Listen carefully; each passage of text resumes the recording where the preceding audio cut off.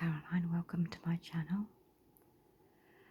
This video today is a request from a viewer to read from a chapter of this fashion book, and the reading is from BELLE EPOQUE and the Jazz Age. So I certainly hope you enjoy it, and let's get started.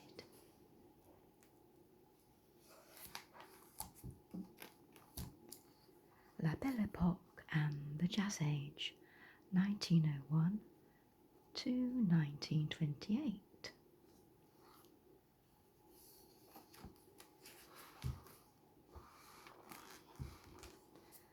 Women in Action, 1901 to 1916. Until World War I, women's sportswear followed the fashionable silhouette and included garments that could also be worn in other contexts. The tailor-made, a suit, and the shirt-waist, a simple blouse, and skirt combination were often adapted for sport, for cycling, hiking, and fencing. Women could wear divided skirts or bloomers, provided they covered their legs with high, laced-up boots or gaiters. Sportswear usually had minimal surface decoration and was often paired with a manly cravat and flat cap. Even when playing tennis or cycling, women wore corsets, but these were often smaller and more lightly boned than usual. The knee-length dresses worn over bloomers for bathing gradually became shorter, but continued to be worn with dark stockings.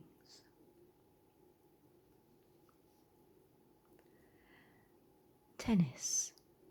Dora Boothby, winner of the ladies' singles title at Wimbledon in 1909, is wearing a corset with her white shirtwaist and flared skirt.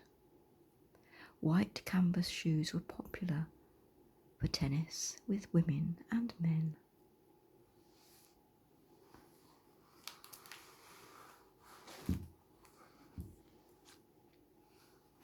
Motoring. Most early cars were open, and to travel comfortably the entire body and face needed protection. Clothing included a long coat of light-coloured fabric called a duster, goggles, and motoring bonnets or veils to shield the face. She has a veil drawn back from her face. Sleeves follow the fashionable silhouette, and a tent-shaped coat. Cycling. The divided skirt is the only really practical part of this cycling outfit from just before the turn of the century. Shorter corsets were sometimes worn for sport. She has leg of mutton sleeves, divided skirt gathered below the knees.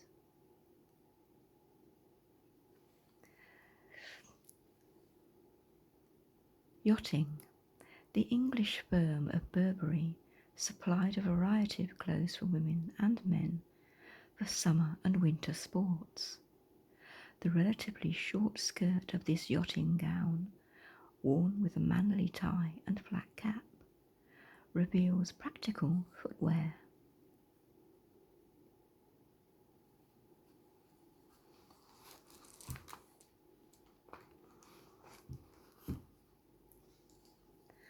Archery.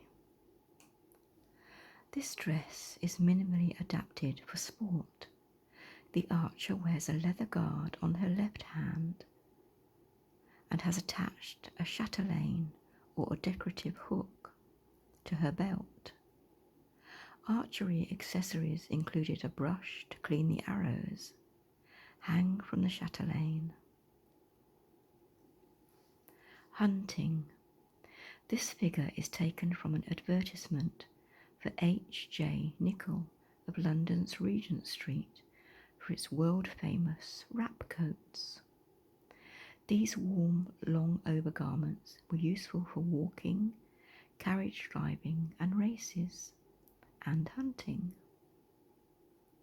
She has a hunting whistle, double-breasted closure for added wind protection, waterproof cloth was often used, and a hunting whip with a hook to open gates. Bathing.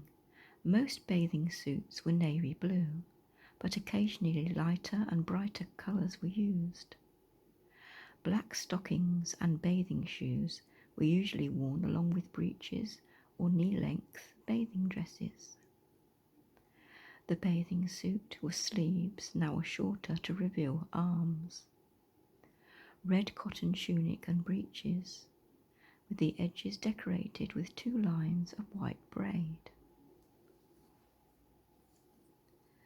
Golfing. The white shirtwaist, usually worn with a tie, was popular with female golfers. Here it's accessorised with a tweed cap and kilties, shoes with a fringe tongue that cover the lacing and keep out water. Dark belt provides the focus at the waist. Fashionable vertical button decoration and skirts to reveal ankles. Hiking. Mountaineering became fashionable after the mid-19th century. This practical tailor-made suit has a divided, rather than the more customary, floor-length skirt. It's worn with a shirt waist underneath.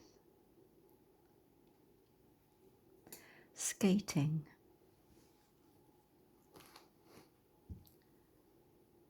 This suit is from the American department store Sears Roebuck. It's made of mackinaw, a dense water-repellent woolen cloth. The ensemble is cut along fashionable lines, which by 1916 had become more suitable for physical exercise.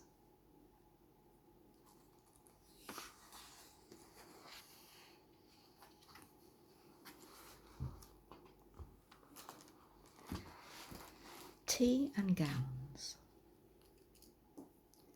Ladies of the Edwardian era, 1901 to 10, whether young or old, bared their décolletage and upper arms when wearing evening dresses, but encased their lower arms in long evening gloves.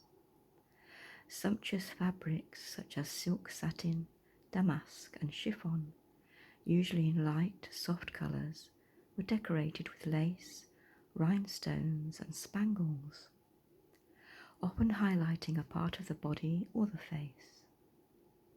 The gowns' many layers made them difficult, if not impossible, to put on without help. Often made of materials that could easily be damaged, evening wear required decorous deportment. Tea gowns had emerged in the 1880s and continued to be a popular choice for receiving guests in the afternoon. The gowns were often made up of many layers of soft, light fabrics that were flattering but utterly impractical.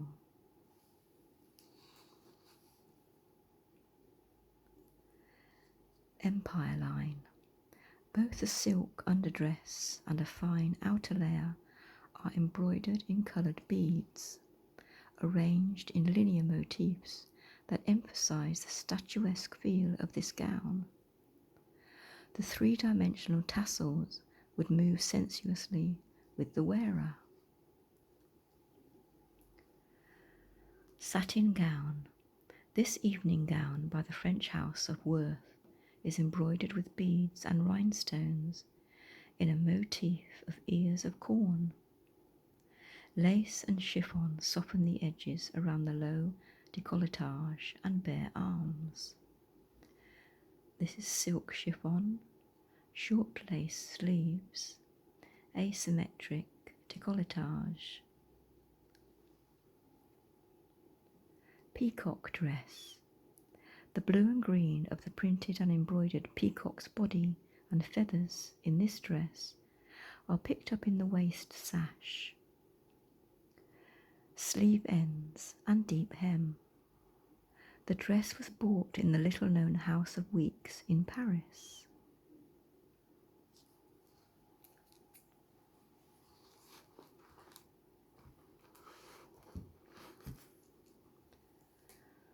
Slimmer lines.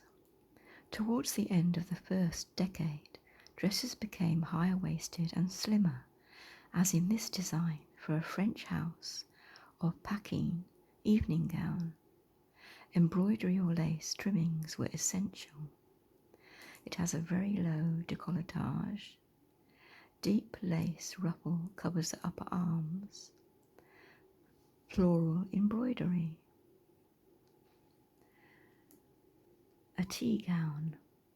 Worn indoors for afternoon tea, these gowns were usually made in light colours and soft fabrics, as seen in this magnificent example by the French house of Doucet.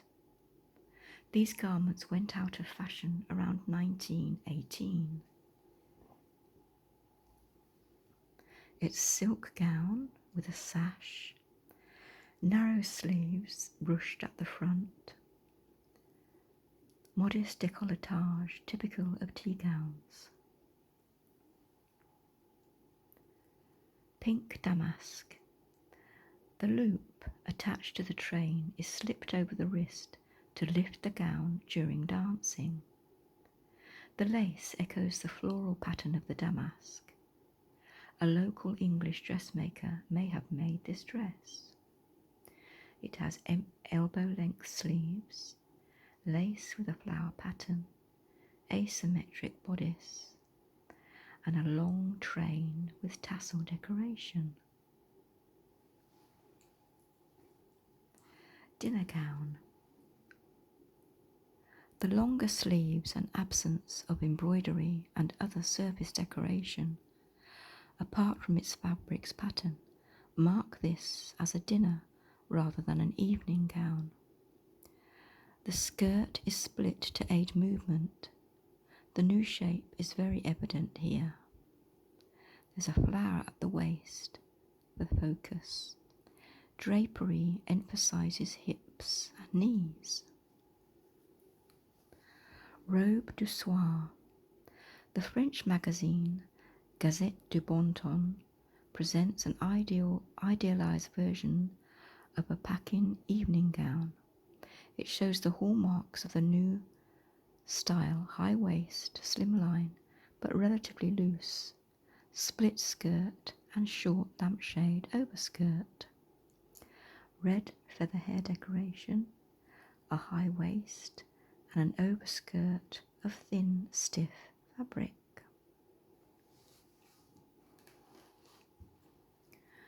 London couturier Lady Duff Gordon dressed actresses such as musical comedy star Gertie Miller above, both on and off the stage.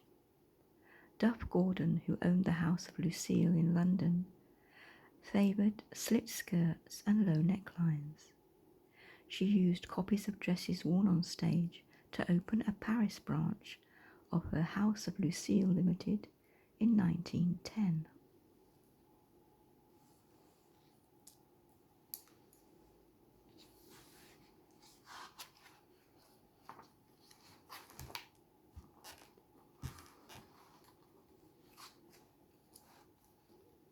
Wartime women.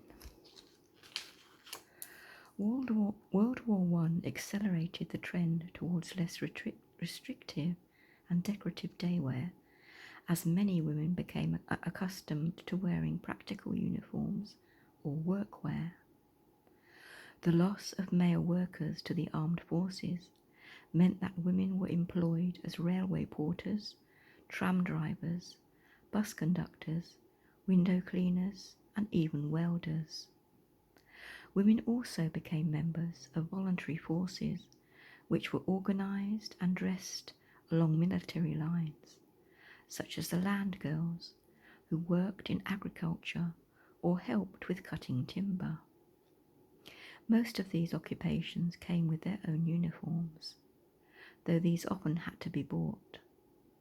Some garments, such as the British warm greatcoat worn by officers during World War I, was adopted as fashionable wear by both men and women. The trench coat. Versions of the belted officer's coat became part of many women's uniforms. For motoring or as part of the workwear of the land girls, the coat was shortened to just above the knee. It had wide lapels, a straw hat with a dark ribbon, cuffs on the sleeves, and the coat was a little shorter than the skirt. Russian look. The revival of the full skirt at the end of 1914 pleased petticoat makers. Russian influences remained, and knee-length tunics as well as fur-trimmed Cossack coats were quite the smart thing for women outside the workplace. Draped hat, a detachable fur collar, a high waistline, wide skirt, and pointed boots. The Red Cross. This American woman's Red Cross Motor Services uniform consists of a double-breasted and belted overcoat, breeches, and a cap with an emblem badge. It was worn with leather boots and gloves. Land Army. Wearing hard-wearing jodhpurs and sturdy boots, this member of the British Women's Land Army is one of about 33,000 females who worked on the land during the war, all requiring practical and durable garments.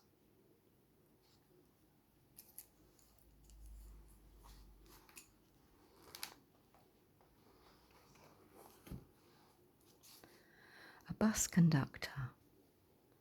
Wartime uniforms for women, like this worn by a London clippy, often incorporated shorter skirts or jodhpurs. To maintain modesty, they were usually worn with high boots or puttees. A brim fastened on one side, a stand-up collar, an A-line skirt, and high leather boots.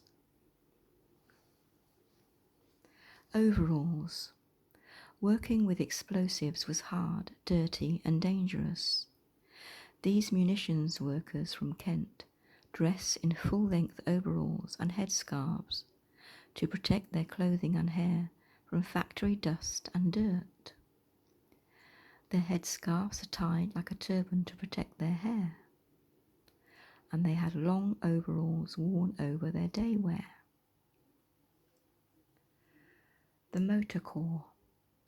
The original Abercrombie & Fitch, a New York retailer of sporting goods, supplied so-called Lighting Liz with her Motor Corps uniform.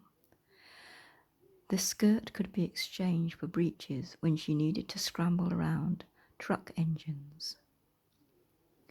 There's a button to fasten her collar, practical brimmed hat, wide shoulders, wide hem give it stiffness, and fine leather lace-up boots. US wear. The simple detailing of this American wool suit is reminiscent of women's wartime uniforms. The buttoned half belt at the waist recalls the British warm, and clever seaming provides some surface decoration.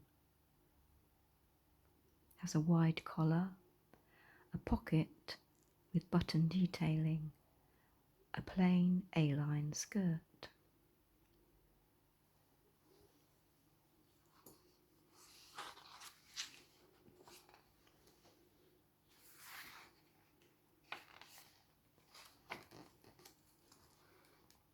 Into the Jazz Age. During the Roaring Twenties, women's clothes became a powerful expression of the modernist approach to all forms of art. Many old attitudes were swept away by World War I, and with them the long skirts and waist-clinching corsetry of the early 1900s. Such constrictions were unsuited to the vital, active wartime roles women took as land workers, drivers, and machine operators.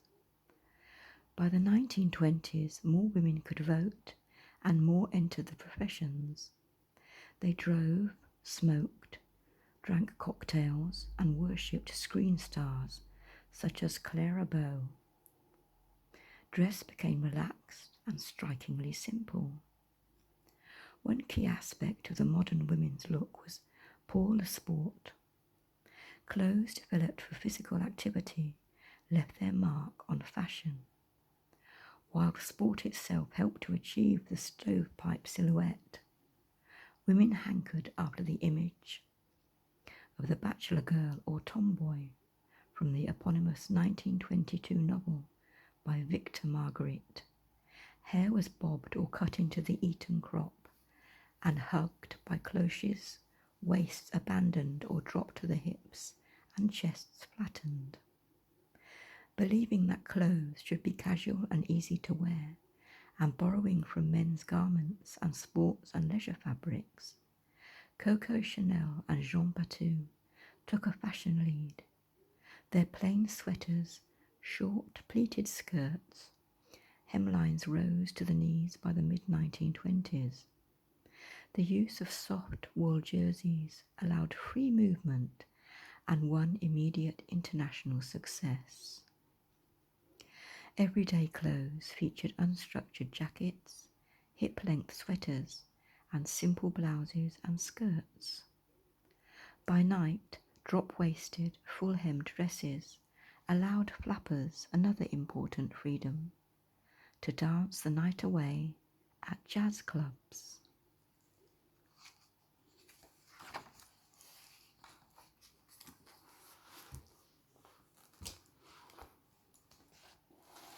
The Roaring Twenties. Despite the brevity of their reign, knee-length evening gowns sprinkled with beads and paillettes are probably the main garments associated with the Roaring Twenties. Hems moved upwards during 1923, peaking just below the knee a few years later, only to inch towards the ground again almost immediately. As sleeves were abandoned, women invested in safety razors and tried out new deodorants. The French designer Jean Patou remarked that it was the taste for dancing that determined the line of evening gowns. It also influenced their decoration. Beaded fringes and feathers attached to thin crepes and georgettes swayed to the rhythm of the Charleston and black bottom. For a few years, everything glittered. Real diamonds or rhinestones decorated tiaras, bandeaus, and detachable heels.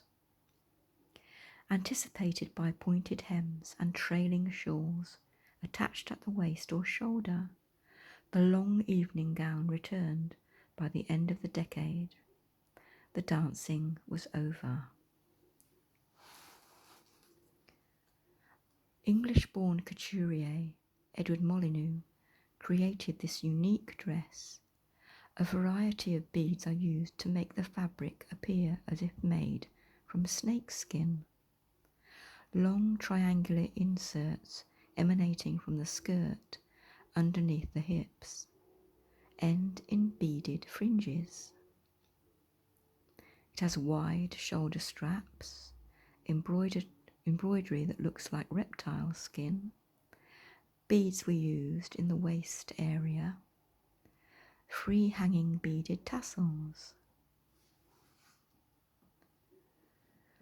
1927. The pointed hem. This dress marks the transition stage between the short, straight evening dress and the longer gowns of the end of the decade. Round at the front, the neckline turns into a low V at the back, where shawls of transparent fabric hang from the shoulders to below the hemline. False eyelashes are now available. multicoloured embroidery, black edging, and matching shoes.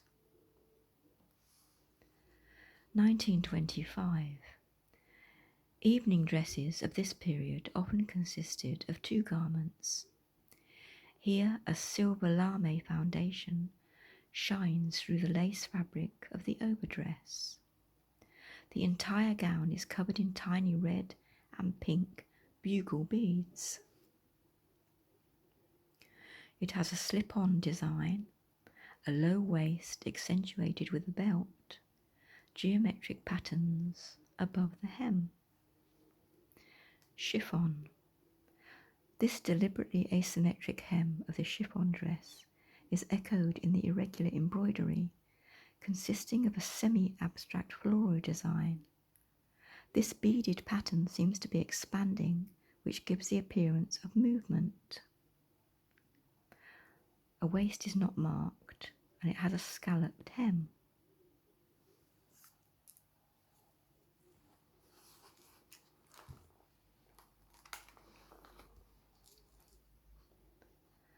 Slip-on.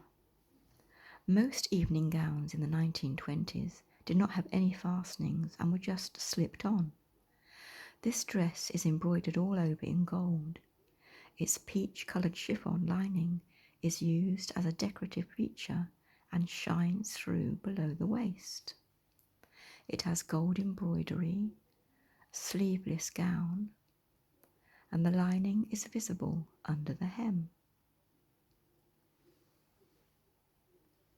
Egyptian style. Popular interest in archaeology led to the use of shapes and colours that were inspired by artefacts and imagery of ancient cultures. The architectural nature of the embroidery here would have given the wearer a statuesque air. Thin shoulder straps. It has a top encrusted with beads. A dress is worn with an underskirt. Egyptian-inspired geometric beadwork. Beadwork. This transparent chiffon gown is embroidered with black and clear beads. The black underdress, visible underneath, has narrow shoulder straps. The foulards or scarves of red gauzy material attached to the waist soften the straight silhouette. The gown is made of chiffon. It has clear beads to form rings. Red foulards attached to the waistband. Black underdress is visible, and it has an irregular hem.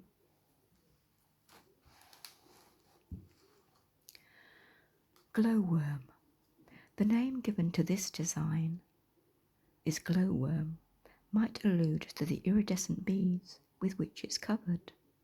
The top is embroidered with beads in vertical lines that give way to swirls below the waist, finishing in a fringed sash. The dress sets off a tan, vertical lines of beads, an overhanging top. Embroidery ends in points above them with strapless pumps. Shades of red. This bright red chiffon gown has several rows of deep flounces below the hips. It's decorated with layers of two types of deep fringing in lighter to darker shades of pink and coral.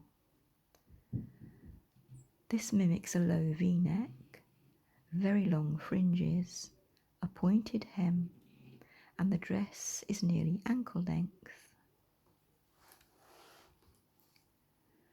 Strap pumps. Evening frocks were worn with closed sandals or strap pumps in a variety of materials, including fabric and metallic leathers. The quest for decoration and ornament extended to shoes. Leather was tooled, stamped or painted, and fabric was embroidered with beads, spangles and rhinestones. Some manufacturers even offered separate heels ornamented with diamante, that were laid in geometric shapes into a celluloid base, imitating mother of pearl. These heels could be attached to different pairs of shoes. This is a green brocade shoe, and this is a gold leather shoe. And I think that's where I'm going to stop the video. I really hope you enjoyed it, and if you did, please join me again for another one soon. Bye.